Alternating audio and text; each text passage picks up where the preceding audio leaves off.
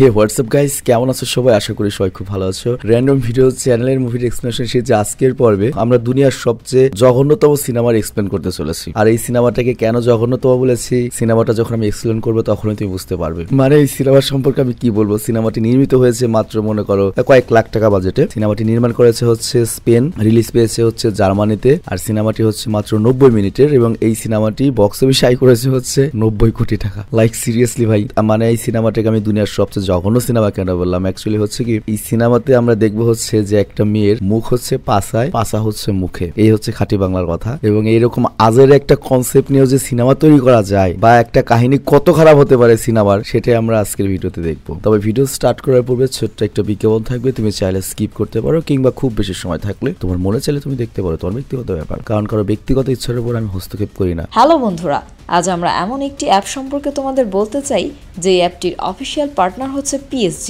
আর এখানে অনেকগুলো ম্যাচ খেলে ল্যাপটপ, আইফোন, স্মার্ট ওয়াচ ও আরও অনেক ক্যাশ প্রাইজ জেতার সুযোগ রয়েছে। আর এই অ্যাপটিতে সকল ধরনের লাইভ ম্যাচের রেজাল্ট দেখতে পারবে এবং এই ম্যাচের স্কোর অনুমান করে গেমও খেলতে পারবে। যেমন কোন টিম জিতবে, কোন টিম কত রান করবে, কে সর্বোচ্চ স্কোর করবে।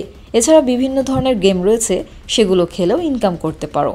আর রেজিস্ট্রেশনের সময় আমাদের যে প্রোমো কোডটি রয়েছে রোনাল, এটা ব্যবহার করলে প্রথম ডিপোজিটে 26,000 টাকা পর্যন্ত বোনাস পেতে পারো। আর এই টাকা তুমি খুব সহজেই বিকাশ, ব্যাংক এবং অন্যান্য সহজ পদ্ধতির মাধ্যমে উঠাতে পারো। তো আর দেরি কিসের? ডেসক্রিপশনে প্রোমো কোড এবং পিন কমেন্টে প্রোমো কোড সহ সাইন আপ লিঙ্ক রয়েছে, সেটা ব্যবহার করো এবং ক্যাশ প্রাইজ জিতো। আর এখানে আরেকটা কথা মনে রেখো, আমরা যেই বিজ্ঞাপন দেই না কেন, অনলাইন থেকে টাকা আয় করা এত সহজ কোনো ব্যাপার নয়। তোমরা কোনো আর্থিক ক্ষতির সম্ভাবনা রয়েছে এমন কোনো ওয়েবসাইটে যাবে না। তো যাই হোক, বিজ্ঞাপন শেষে আমরা মূল ভিডিওতে ফেরত চলে আসলাম। তো সিনেমার শুরুতে আমাদের একটা মেয়েকে দেখানো হয় যার নাম হচ্ছে স্মাতা। আর সে হচ্ছে স্পেনের বাসিন্দা, সবসময় মন খারাপ করে বসে থাকে। তো ওর একটা সমস্যা রয়েছে, সেটা হচ্ছে ওর পাছা হচ্ছে মুখে আর মুখ হচ্ছে পাছায়। মানে বুঝতেই পারছো। তো ভিডিওতে বারবার পাছা শব্দটা উচ্চারণ করা খারাপ শোনা যায়, তো এর জন্য আমি সিম্পল ভাষায় এক্স বলবো আর কি ওটাকে। তো যাই হোক, এই অদ্ভুত চেহারার কারণে ওর বাইরে বুড়ে কখনোই যাওয়া হয় নাই, সবসময় বাড়িতেই থাকে। কিন্তু তারপরেও কতক্ষণ মানুষের একা ভালো লাগে। তো এরপরে একটা দিন ও সিদ্ধান্ত নেয় ও চেহারা না ঢেকে রেস্টুরেন্টে যাবে। কিন্তু এরপরে যখন রেস্টুরেন্টে যায় তখন ওয়েটার ওকে দেখে হাসতে থাকে। আর এটা দেখে স্মাথার মন খারাপ হয়ে যায়, কারণ বুঝতেই পারছো ওর চেহারা তো নর্মাল মানুষদের মতো ছিল না। ওর পাছা হচ্ছে মুখে, মুখ হচ্ছে পাছায়। তো যাই হোক, স্মাথা এই রেস্টুরেন্টে আসার আগে ইনস্টাগ্রামে একটা ছবি পোস্ট করেছিল, কিন্তু ইনস্টাগ্রাম সেই ছবিটা ডিলিট করে দিয়েছে। এর কারণটা হচ্ছে এই ছবিটা নাকি নগ্নতা শো করে। মানে বুঝতেই পারছো কারণটা হচ্ছে ওর মুখ হচ্ছে পাছায়, পাছা হচ্ছে মুখে, এই কারণে। তো যাই হোক, এরপর ওয়েটার করে কি স্মাথার জন্য গরম স্যুপ নিয়ে আসে। আর সেটা করে কি স্মাথা একটা পাইপের সাহায্যে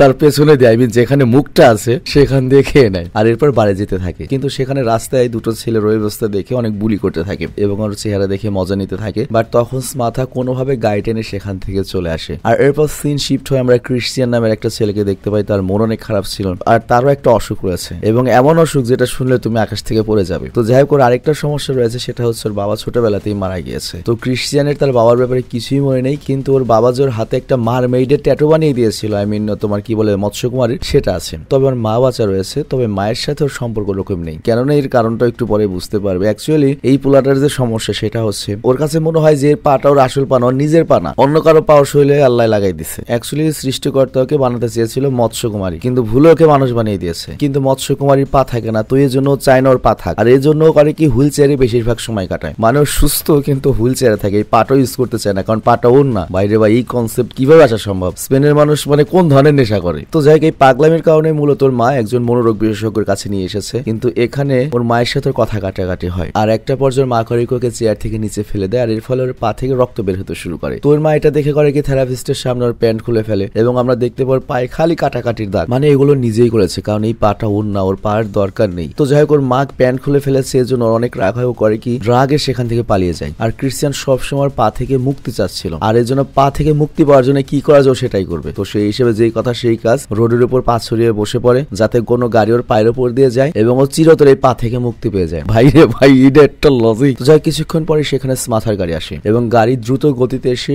ক্রিশ্চিয়ানের পা পিষে দেয়। কিন্তু স্মাথা তখন গাড়িটা থামায়। আর ওই মুহূর্তে ক্রিশ্চিয়ান করে কি উল্টো স্মাথার দিকে তাকিয়ে হালকা স্মাইল করে। কিন্তু এই দৃশ্যে স্মাথা অবাক হয়ে যায় যে এই পুলার আমি পায়ের উপর দিয়ে গাড়ি উঠিয়ে দিলাম, ও উল্টো আমার দিকে থেকে হাসলো। তবে এরপর স্মাথা ভয় পেয়ে সেখান থেকে পালিয়ে যায়। আর এইদিকে ক্রিশ্চিয়ানের মৃত্যু হয়ে যায়। মানে এই ক্রিশ্চিয়ান হারামজাদা খালি পা থেকে নয়, দুনিয়া থেকে মুক্তি মুক্ত হয়ে গিয়েছে। আর এরপর স্মাথা তার বাড়িতে ফিরে আসে, আর বাড়ি গিয়ে সে নিজেকে একটা রুমে বন্দি করে নেয়, কারণ সে ভুল করে ক্রিশ্চিয়ানকে মেরে ফেলেছে। আর সে তার বাবার সাথে কথা বলছিল না। আবার এর উপর আজকে ওর জন্মদিন, তো ওর বাবার সাথেও জন্মদিন পালন করে, মানে ওর তো দুনিয়ার কারোর সাথে কানেকশন নেই, কোনো বান্ধবী বন্ধু কিচ্ছু নেই। তো এর জন্য ওর বাবাই সবকিছু। তো যাই হোক, এরপর ওর বাবা কেক কাটতে থাকে, আর তখনই সাইডে টিভিতে একটা নিউজ চলে আসে। আর নিউজে বলা হচ্ছিল যে একজন গাড়িওয়ালা কোন একটা মানুষের পায়ের উপর দিয়ে গাড়ি উঠিয়ে তাকে মেরে ফেলেছে এবং তারপর সেখান থেকে পালিয়ে গিয়েছে। তো এটা শুনে ওর বাবা বলে, এই শহরে কত বাজে মানুষ রয়েছে, এসব মানুষরা অকারণে মানুষদের মেরে ফেলে। তো এটা শুনে স্মাথা আবারও ভেতর থেকে ভেঙে পড়ে। তো এরপর স্মাথার বাবা করে ওকে জন্মদিনের গিফট দেয়, এবং এটা ছিল একটা গাধার মাস্ক বা গাধার মুখোশ, যাতে স্মাথা তার মুখ লুকিয়ে ওর পাছা লুকিয়ে বাইরে বাইরে বেরোতে পারে। কিন্তু স্মাথার এই গিফটটা পছন্দ হয় না, উল্টো অপমানজনক মনে হয় যে আমার মুখের মধ্যে পাছার পাছার মধ্যে মুখ বলে বাপেও টিটকারি করে। তো এটার জন্য কাঁদতে থাকে এবং সিদ্ধান্ত নেই বাড়ি ছেড়ে চলে যাব। কিন্তু বাড়ি থেকেও যখন বের হয় তখনই সেই দুই অসভ্য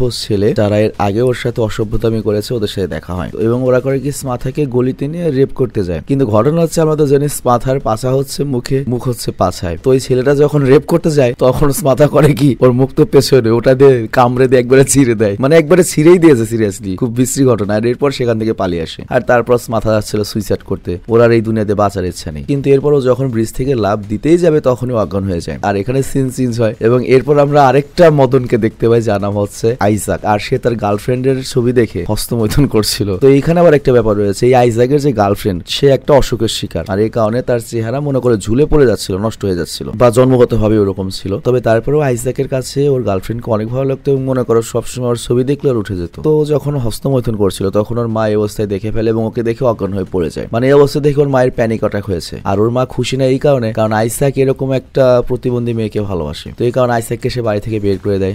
আর তারপর আইজাক তার গার্লফ্রেন্ড এনাকে কল করে, কিন্তু তখন ওই সময় আইজাকের গার্লফ্রেন্ড এনা অন্য একটা প্রতিবন্ধী ছেলের সাথে মনে করো অ্যাফেয়ার করছিল। মনে করো যে রাশিয়া ইউক্রেন যুদ্ধ খেলছিল। আর ওই ছেলেটার নাম হচ্ছে ব্যালি। আর সেও দেখতেই পাচ্ছ কেমন, অ্যাকচুয়ালি একটা গাড়ি ব্লাস্টে তার পুরো শরীর পুড়ে গিয়েছে। তবে তারা দুজনেই যেহেতু প্রতিবন্ধী টাইপের, খুব ভালো সম্পর্ক কাটাচ্ছিল। আর এইদিকে আইজাকের আবার একটু সমস্যা ছিল, ওর মূলত যারা একটু মুখ টুক পোড়া বা মনে করো ডিজেবল বা অসুখের শিকার, তাদের প্রতিও খালি সেক্সুয়াল অ্যাট্রাকশন ফিল করতো। মানে ওর সুন্দর মেয়ে ভালো লাগতো না। যে মেয়ের যত বেশি মুখের সমস্যা, যত ব্রণ, যত ঘাল, যত ব্যাসাইজ, তত ভালো লাগে। তো যাই হোক, এখানে ব্যালি অ্যানাকে বলে ইসাকের সাথে তোমার সকল সম্পর্ক ভেঙে দাও, আমি তোমাকে বিয়ে করতে চাই। তো সেই হিসেবে অ্যানা করে কি আইজাককে তার বাড়িতে ডিনার করে। তো এখানে আইজাক করে কি তার মনের সকল কথা বলে, আমরা চলো বিয়ে করি। আর তারপর বলে যে আমাকে তো বাড়ি থেকে বের করে দিয়েছে, সমস্যা নেই, একটা না একটা কিছু করে খাবোই। আর এরপর আইজাক মনে করো এইভাবে বলা শুরু করে যে দেখো, আমার আসলে প্রতিবন্ধী মেয়েদের অনেক পছন্দ, প্রতিবন্ধী মেয়েদের প্রতি আমার একটা আলাদা অ্যাট্রাকশন কাজ করে, আর এই কারণে আমি তোমাকে পছন্দ করি। কিন্তু এ না এই কথা শুনে যায় রেগে এবং সে আইজাককে থাপ্পড় মারে এবং ওর সাথে ব্রেকআপ করে এবং ব্রেকআপের পরে আইজাককে কিছু টাকা দেয় যে সরিষার তেল কিনিস। তো এই ঘটনার পরে আইজাক করে কি আত্মহত্যা করার জন্য ব্রিজে যায়, কিন্তু তখনও একটা ফোনের রিংটোন শুনতে পায়। আর এটা ছিল হচ্ছে স্মাথার ফোন। ও তো একটু আগে এখানে এসে অজ্ঞান হয়েছে। আর এই মুহূর্তে স্মাথার বাবা ওকে কল করছিল। তো আইজাক তখন ফোন তুলে নেয়, আর তখনই স্মাথারও জ্ঞান ফিরে আসে। এরপর আইজাক যখন স্মাথার চেহারা দেখে, প্রথম দেখাতেও স্মাথাকে ভালোবেসে ফেলে, সিরিয়াসলি ভাই। আর এরপর আইজাক করে কি স্মাথাকে তার বাড়ি বাবার কাছে নিয়ে যায়। স্মাথার বাবা তো খুব খুশি এবং আইজাককে অনেক ধন্যবাদ জানায়। আর ওই মুহূর্তেই স্মাথার টিভিতে ক্রিশ্চিয়ানের মৃত্যুর খবর শুনে, মানে যেটা মনে করতো এই ঠেং আমার না, আমার মৎস্যকুমারী হওয়া উচিত ছিল। তো যাই হোক, ওইখানে খবরে বলা হয় যে এই ছেলেটা অনেকবার সুইসাইড করার চেষ্টা করেছে, এই সমস্যা ছিল। তো এটা শুনে স্মাথার অনেক শান্তি লাগে যে না, ওই ছেলেটা এমনিতেই সুইসাইড করতে চেয়েছিল, আমার কারণে মারা যায়নি, ও ইচ্ছা করে মরেছে, আমার দোষ নেই। আর এই দিকে আইজাক তো স্মাথাকে ভালোই বেশি ফেলেছে। তো স্মাথার এই চেহারা থাকা সত্ত্বেও, পাছা হচ্ছে মুখে, মুখ হচ্ছে পাছা, এই অবস্থা দেখা সত্ত্বেও আইজাক ওকে ভালোবেসেছে। এর জন্য স্মাথা ওকে ভালোবাসা শুরু করে এবং এরপর আইজাক করে কি স্মাথার পাছায় কিস করে, মুখেই মনে করো বা কোনটা বলবো আমি বুঝতে পারছি না। তো এখানে তারা একে অপরের মধ্যে সুখ খুঁজে পায়। আর সিনেমার লাস্ট সিনে আমাদের আরেকটা ক্রিঞ্জ জিনিস দেখানো হয়, যেটা হচ্ছে ওই ক্রিশ্চিয়ানকে দেখানো হয় যে এখন মৃত্যু পরে খুবই খুশি এবং সে মৃত্যুর পরে স্বর্গে বর্তমানে মৎস্যকুমারী হয়ে গিয়েছে। এবং এখানেই পৃথিবীর সবচেয়ে বাজে ড্রামা, সবচেয়ে ফালতু ড্রামা, মানে কি বলবো, এটাকে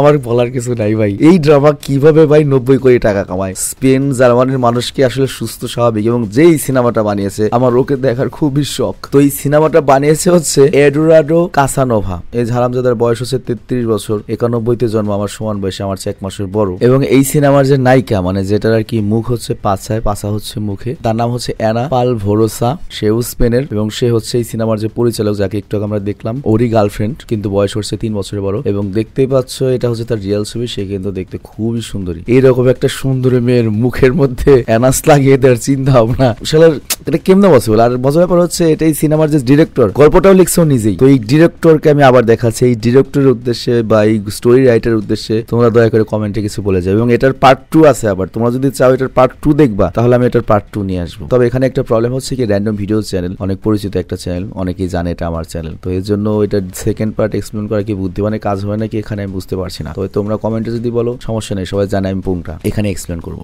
এটার পার্ট 2 এখানে এক্সপ্লেন করবো যদি তোমরা চাও। হ্যালো গাইস, কি খবর? আরেকটা ধামাকা অফার নিয়ে এসেছি, আবার ধামাকা প্রোডাক্টের সাথে, যেটা তোমরা চাচ্ছিলে যে জিপার হুডি। ফাইনালি আমরা জিপার হুডি নিয়ে আসলাম এবং 3টা কালার নিয়ে এসেছি। খুবই জোর জিপার হুডি। জিপার হুডি যদি আমি কোয়ালিটি সম্পর্কে বলি, এখানে রিপটা আছে সুন্দর, রিপের ভিতরে বাতাস ঢুকবে না, আর চেইনটা দিয়ে এইভাবে যদি সুন্দর মতো লাগাই, যারা বাইকার ভাই আছেন তারা বাইক চালাতে ঠান্ডা লাগবে না তেমন একটা। আর কি সুন্দর আমার ফিতাও আছে। এটা যদি আমি চেনটা বলি, চেনটা হলো প্লাস্টিকের না, কিন্তু আমাদের চেনটা কিন্তু মেটাল কোয়ালিটির। আর এখানেও সুন্দর একটা চেন আছে। আর এখানে যদি আমরা স্টাইল, মানে খুবই মারাত্মক একটা জিপার হুডি। আর এখন আমি কয়েকটা কালার দেখাই দিই। কালারের মধ্যে এই একটা জিপার হুডি কালার, এটা হলো অ্যাশ কালার। এই কালারটা মারাত্মক জোস। তোমরা যত তাড়াতাড়ি পারো অর্ডারটা করে ফেলো। আর সবার জাতীয় ক্রাশ কালার যেটা, সেটা হলো ব্ল্যাক কালার। ব্ল্যাক কালার তো সবাই পছন্দ করো। ব্ল্যাক কালারও আছে আমাদের কাছে। সো দেরি না করে এখনই অর্ডার করে ফেলো। আর এটা খুবই সীমিত টাইমের জন্য এই জিপারগুলো আছে। জিপারগুলোর স্টক খুবই লিমিটেড। সো যত তাড়াতাড়ি পারো অর্ডার করে ফেলো। এবং এটা আমরা প্রাইসটা খুবই কম রাখবো। সো দেরি না করে এখনই পেজে মেসেজ দাও, আর স্ক্রিনে দাও কন্ট্যাক্ট নাম্বারও যোগাযোগ করতে পারো। আর আমাদের ওয়েবসাইট থেকেও চলে তোমরা অর্ডার করতে পারো। সবচেয়ে ভালো হয় পেজে এখনই মেসেজ দিয়ে ফেলো। সো দেরি না করে এখনই অর্ডার করে ফেলো। সো আর দামটা যদি বলি, দামটা খুবই সীমিত প্রাইস, দামটা মতো 650 টাকা। আর দেরি হবে না, এখনই অর্ডার হবে। আর যে যত বেশি অর্ডার করবা সে তত বেশি কুপন পাবে। আর যে যত বেশি কুপন পাবে তার মধ্যে যে কোনো একজন পেয়ে যাবে আমাদের রয়্যাল এনফিল্ড বা সুজুকি মোটর বাইক, আরো অসংখ্য পুরস্কার আসে। সো দেরি না করে এখনই অর্ডার করে ফেলো।